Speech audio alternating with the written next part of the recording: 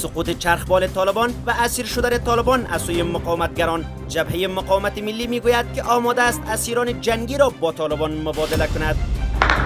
حملات پی هم بر عبادتگاه، دیروز مسجد کندوز، امروز معبد کابل، عبادتگاه سیک‌ها بار دیگر در پایتخت افغانستان آماج قرار گرفت. واکنش گسترده داخلی در برابر حمله بر عبادتگاه‌ها کرزی برای ایجاد ثبات در افغانستان به آغاز گفتمان ملی تاکید کرد. حمله در کابل انگشت به سوی اسلام آباد. انارکلی هنریار میگوید که حمله امروز از سوی پاکستان انجام شد. واکنش‌های جهانی در برابر حملات بر اقلیت‌های مذهبی یونماخوان محافظت از هزاره‌ها و سیک‌های افغانستان شد. و شکایت طالبان هلمندی از نبودن امکانات جنگی. جنگجویان طالب در پنجشیر میگویند که نه خوراک درست برای خوردن داریم و نه هم گلوله برای جنگیدن.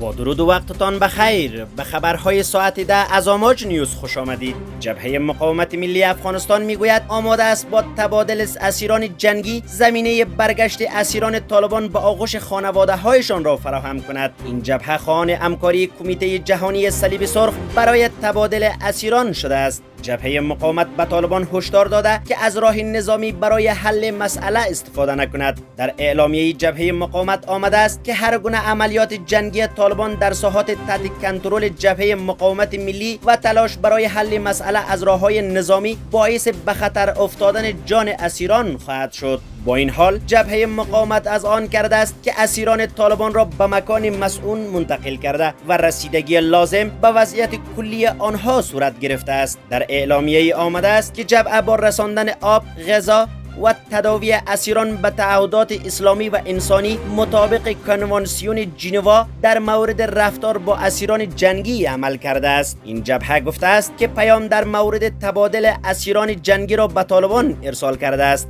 هنوز طالبان به درخواست جبهه مقاومت برای تبادل اسیران جنگی پاسخ ندادند. روز پنجشنبه جبهه مقاومت اعلام کرد که نیروهایش یک هلیکوپتر طالبان را در دره آرزو ساقط کرده است. گفته می شود که 5 نفر شامل 2 خلبان، 2 انجینیر پرواز و 1 قماندانهای طالبان به دست نیروهای جبهه مقاومت اسیر شده است. طالبان پیش از این به رسانه‌ها گفته بودند که این هلیکوپتر به دلیل فنی در دره آرزوی ولایت پنجشیر نشست اضطراری کرده است. همچنان در مورد گرفتاری اعضایش به دست نیروهای جبهه مقاومت سکوت کرده است. جبهه مقاومت گفته که با آنکه به 2 نفر دیگر از طالبان از سوی نیروهای جبهه امان داده شده بود، اما آنها دست به اسلحه بردند و در نتیجه برخورد کشته شدند.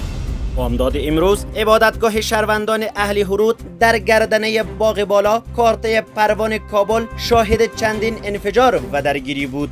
خالد زدران سخنگوی فرماندهی امنیه طالبان در کابل ساعتی پس از حمله با نشر توییت گفت که حمله باغیان بر عبادتگاه اهل هنود با کشته شدن مهاجمان پایان یافته است. آقای زدران اضافه کرد که در این حمله 1 تن از اهل هنود کشته و 7 تن دیگر زخم برداشتند. او تصریح کرد که در جریان درگیری ها 1 تن از نیروهای طالبان نیز کشته شده است. اما منابع با آماج میگویند که در این رویداد دست کم 20 تن کشته و زخمی شدند. در این حال عبدالنافع تکور سخنگوی وزارت امور داخلی حکومت طالبان گفته است که نخست مهاجمان مسلح بر نگهبانان این عبادتگاه نارنجک پرتاب کرده و پس از آن وارد این عبادتگاه علی هنود در این ساحه شدند. تکور علاوه کرده که حمله کنندگان می‌خواستند بر تجمع از مردم حمله موتر بم انجام دهند که قبل از رسیدن به هدف انفجار کرده و تلفاتی ندارد.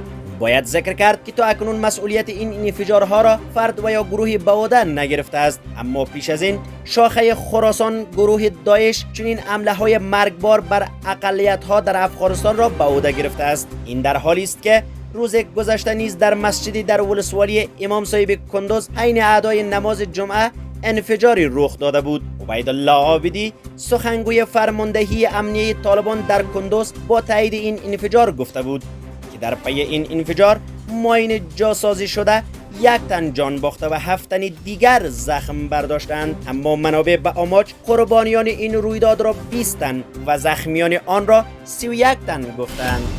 در پی انفجارهای پی هم و درگیری در عبادتگاه اهل هنود در کابل که 2 کشته و بیش از 7 زخمی بر جا گذاشت. شماری از چهره‌های سیاسی در این رابطه واکنش نشان داده و این حمله را محکوم کردند. علی میثم نظری مسئول روابط خارجی جبهه مقاومت ملی ضمن محکوم کردن این رویداد گفته است که افغانستان کشور متنوع است. آقای نظری تصریح کرده است تروریست‌های طالب و شریکان تروریست آنان بهای سنگینی را برای جنایت‌هایی که امروز مرتکب می‌شوند خواهند پرداخت. در همین حال حامد کرزی رئیس جمهوری پیشینی افغانستان در توییتی این حمله ها را با شدیدترین الفاظ تقبیح و تاکید کرده که آغاز گفتمان ملی یگانه راه حل برای ایجاد صلح و ثبات در کشور است. دکتر عبدالله رئیس شورای عالی مصالحه ملی در حکومت پیشین نیز این حمله را محکوم کرده و با خانواده های قربانیان این رویداد همدردی کرده است. از سوی دیگر دکتر رنگین دادفر اسپانتا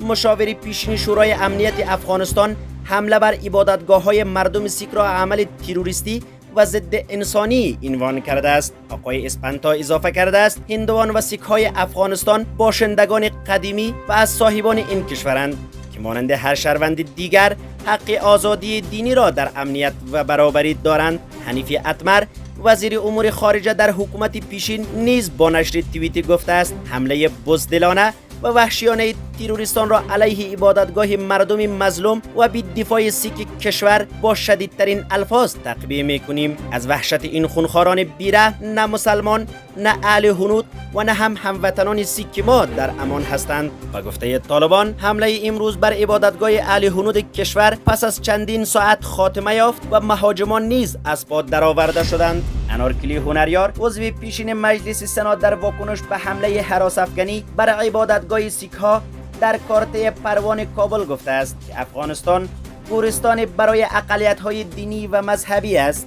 بانو هنریار در توییت نگاشته است که جنایت جنگی و ضد بشری و حمله‌های وحشیانه در جریان 20 سال گذشته همواره رخ داده، اما تا هنوز عاملان این حملات مشخص نشده است. او اضافه کرده است جنایت جنگی ضد بشری، حمله وحشیانه همان کلمات و غیر جمله های تکراری در طول 20 سال تکرار می شود. بالاخره عامل این حمله ها کیها؟ کدام گروه های تروریستی اند که از غریب ترین، بیچاره ترین و بی‌غرض ترین مردم قربانی می گیرند؟ بانو هنریار اما تاکید کرده است که هندوها و سیک ها به دلیل روابط جدید کابل و دهلی هدف قرار می گیرند. و گفته او در حالی که هندوهای افغانستان بدون ویزا حتی اجازه اقامت در هند را ندارند، اما هنوز هم به آنها تاپه هند زده می شود و این گونه مورد حمله قرار می گیرند. و گفته او این حمله توسط پاکستان و حامیانشان انجام شده است. این انفجارها و حمله بر عبادتگاه سیک ها صبح امروز آغاز شد و با کشته شدن تمام مهاجمان این حمله پایان یافته است. وزارت داخله طالبان اعلام کرده است که در این حمله یک شهروند اهل هنود و یک طالب کشته و 7 تن دیگر زخمی شدند.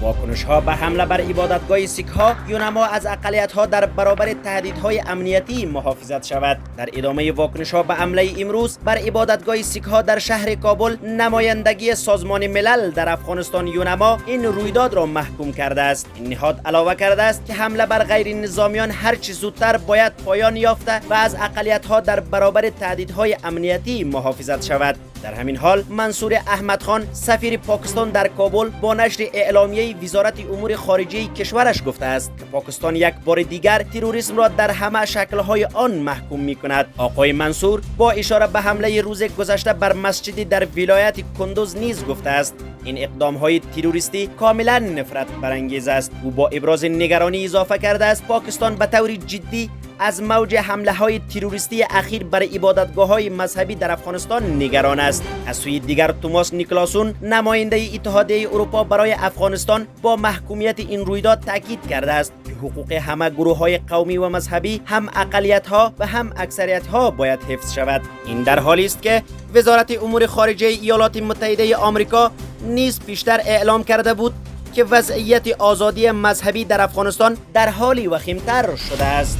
نواری صوتی که در اختیار آماج قرار گرفته است نشان می‌دهد که جنگجویان هلمندی طالبان در پنجشیر از عدم خوراک و تجهیزات جنگی در این ولایت شکایت دارند. یکی از نیروهای طالبان در این نوار میگوید چنانچه تمام امارت اسلامی خبر دارد که در بعضی نقطه‌های کوهستان پنجشیر جنگ شدید جریان دارد. برای ما نه خوراک، نه مرمی و نه دیگر تجهیزات مهیا است. برای ما شاجورهای خالی به دست دادند و هنگامی که ما زخمیهای خود را بیرون میکنیم 8 ساعت جنگ رو در رو میکنیم. این نیروی طالب در این نوار صوتی میافزاید دیپهایی که پر از مرمی است برای کدام روز است و اگر این رهبران ما همچون بی‌پروایی میکنند قسم به خدا در روز حشر از دامنشان خواهیم گرفت. این نیروی طالب خطاب به رهبرانشان اضافه کرده است: ما به امر شما مجاهدان را از ولایت هلمند به اینجا می آوریم، اما اخلاص شما این است که نیم چانت مرمی هم برایشان نمی دهید و مثل گوسفند از آنان استفاده می کنید. نیروهای طالبان همچنان در داخل این گروه از تبعیض و دوست پروری شکایت دارند و می گویند که برای برخی از مجاهدان یک نوع خاص غذا مهیا می شود، اما برای برخی دیگری غذای ساده هم وجود ندارد. قابل ذکر است که پس از تشدید درگیری ها و افزایش تحرک های جبهه مقاومت ملی در شمال کشور به خصوص ولایت پنجشیر، طالبان از ولایت های جنوبی و مشرقی بر پنجشیر لشکرکشی کردند. د تشکیل د مجاهدینو شکایت د هلمند د کلی اردو څخه پنجشیر، لکه څنګه چې ټول اسلامي امارت خبر دی چې د پنجشیر په بعضو غرنیو سیمو کې سخته جګړه روانه ده، چې حقیقت ووایو موږ ته نه د خوراکي طریقه برابره ده، نه مرمۍ لرو، د هیڅ شي مرمۍ نه لرو.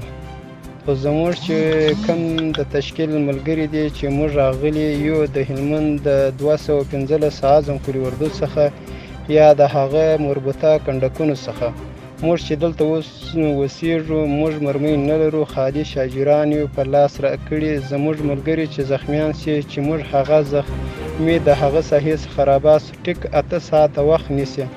دا 8 ساعته موږ مکمل په مخامخ جنگ اخته یو. هغه ملګری یا د کاره ولویږي او یا شهید سي. نو ایا په دغه کلي اردو کې چې د مرمۍ پرتې دي او د ډیفوګان ډک دي، دا د کمې ورځې دپاره دي. زما دې د الله جل جلاله په ذات قسم وي که زموږ سره دغه مشران داسې بېغوري او بېباکي وکړي اوس هم را سره سوي دي، بیا مې د خدای په ذات قسم وي د حشرګاه پر میدان دي ای مشره تر لمن ټینګ کم، د الله په جل جلاله په حضور کې به بیا حساب سره کوو.